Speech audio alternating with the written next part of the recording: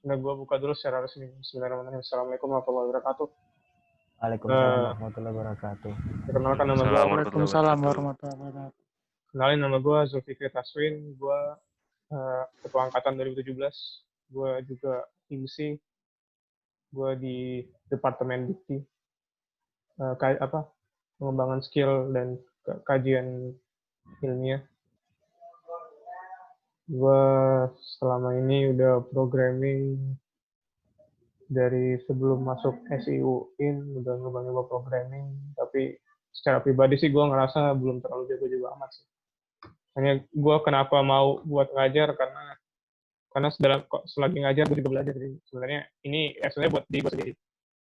Gue sebenarnya bukan orang baik, gue cuma pengen ngembangin skill gue dan ngajar. Jadi kalau kalian pengen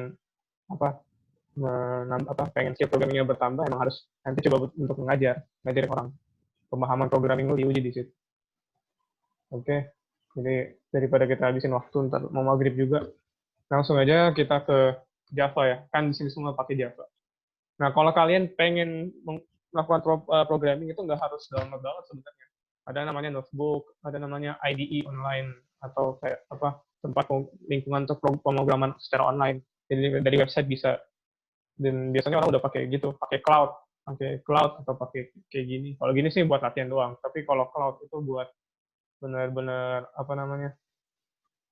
kalau cloud itu buat benar-benar pengen dipakai untuk produksi, bikin aplikasi kayak gitu, bikin database pakai cloud. Nah itu jadi cloud nggak cuma buat Google Drive doang buat nyimpen data, tapi lu juga bisa pemrograman di situ. Mungkin kalau misalnya lu ikut kelas yang gue bikin, kelompok belajar yang gue bikin namanya Data Science Intensive. Di situ gue membahas gimana kita bisa mulai belajar bahas pemrograman Python dan juga data science. Data science itu maksudnya ilmu SI yang digunakan untuk manipulasi data sih, untuk mengembangkan informasi atau mencari informasi yang berguna dari data. Intinya gitu lah, nantilah itu. Sekarang kita mau belajar pemrograman. Nah, dari Java nih, Java itu biasanya di atas sini ada import ya.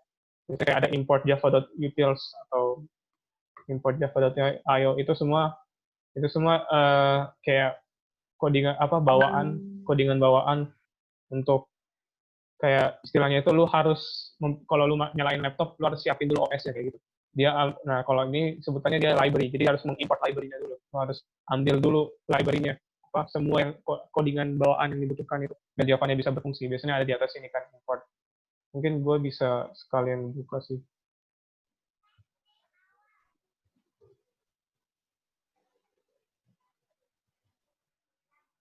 Oke, dari sini dulu.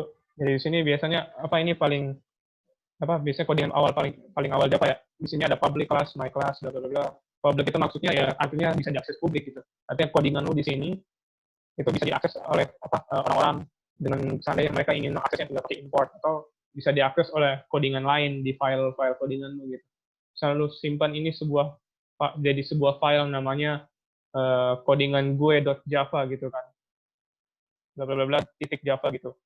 Nah, itu berarti itu kalau lu bikin public artinya di luar file codingan.java itu bisa diakses sama file Java lain, dan itu penting ketika lu mau bikin berbagai kayak aplikasi atau web itu kadang nggak cuma satu file Java, harus dipisah-pisah karena harus rapi kan. Kayak ada file Java buat fokus di pengembangan database, ada file Java buat fokus di fungsi web atau fungsi aplikasi Android. Android itu by the way kebanyakan pakai Java ya. Jadi Java itu salah satu itu sebenarnya bahasa pemrograman yang paling dipakai setelah JavaScript.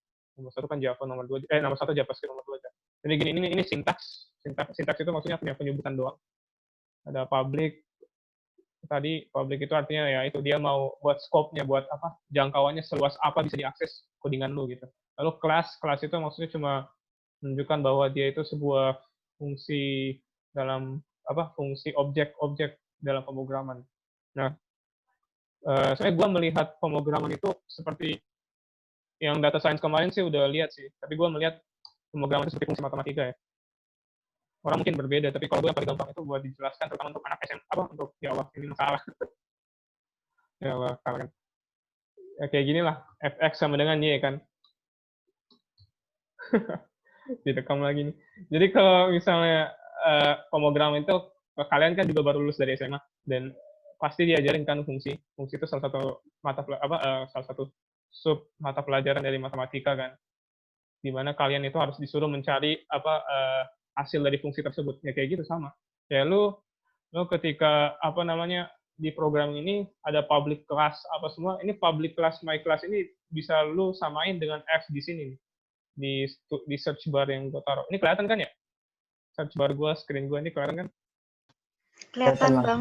Ya. Jadi kalian nama my class ini sebenarnya sama dengan F. Ini juga public class sebenarnya, cuma kayak ya seandainya F ini adalah fungsi yang bisa dilihat semua orang, nanti ya tulisannya kayak public F.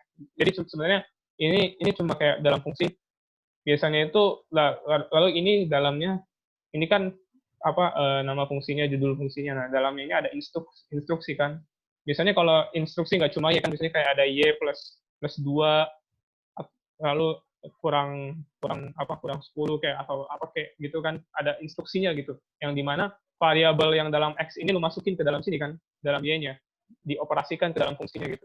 Sama kalau misalnya di programming ya itu ada instruksinya berjalan, dan kalau misalnya di sini ada kayak kadang juga ini karena kelas ya, kalau kelas dia nggak pakai dalam kurung x ini, tapi kalau dia sebuah fungsi biasanya tulisannya void.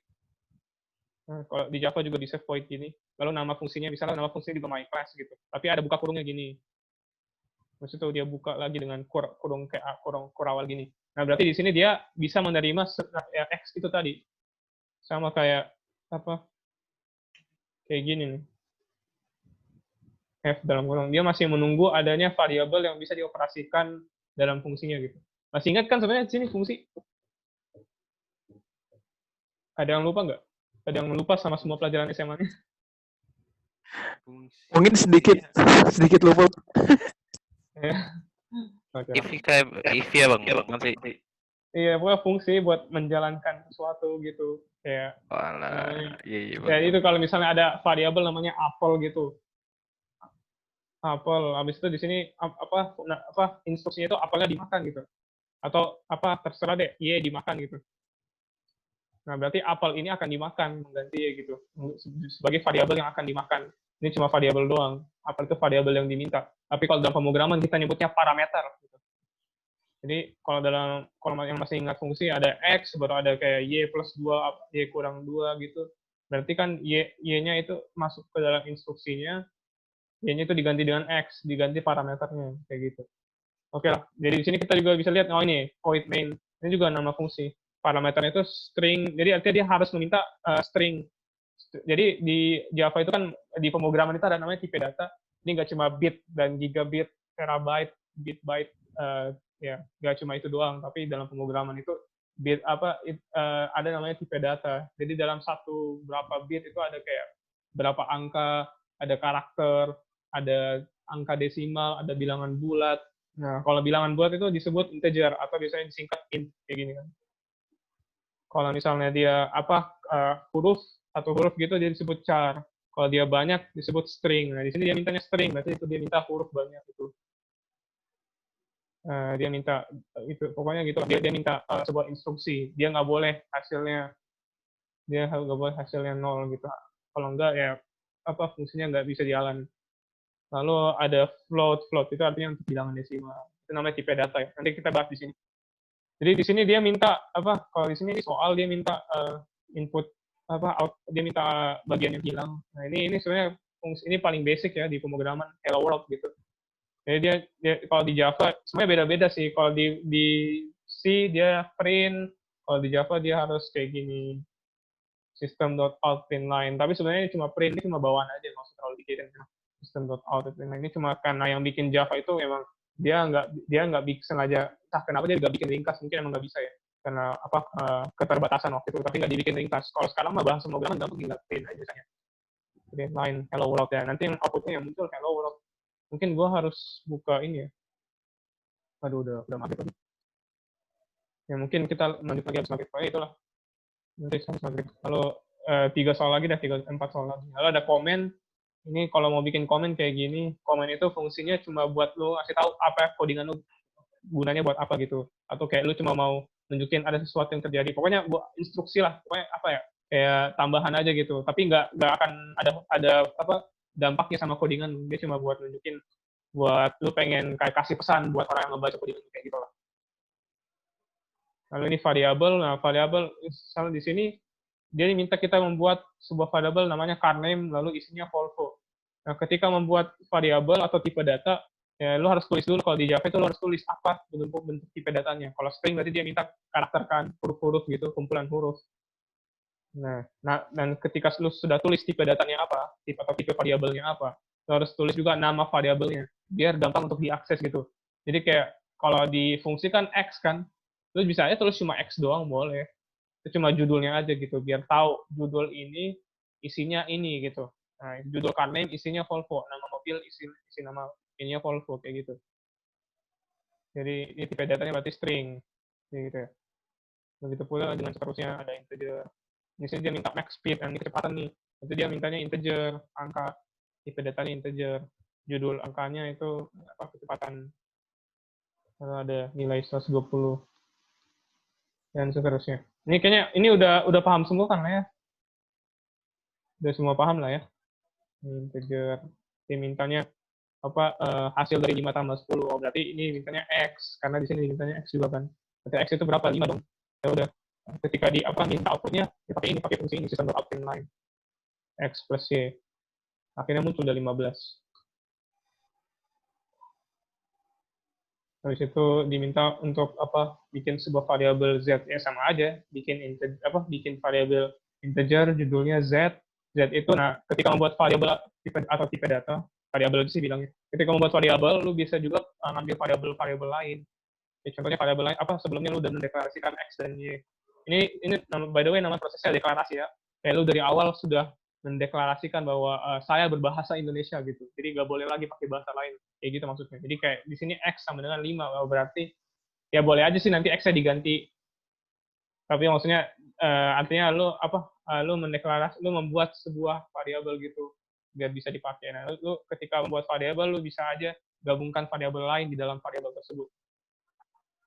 Ya, contohnya ini. Jadi pengen munculin Z, ya tinggal panggil variabelnya Z. Z isinya X tambah Y, X isinya 5, Y terus 10 hasilnya 15. Kayak gitu juga. Kayak tadi mirip. Karena cuma minta nambah variabel lain. Kalau lu juga bisa bikin kayak dalam satu baris doang, caranya itu tinggal kasih koma aja.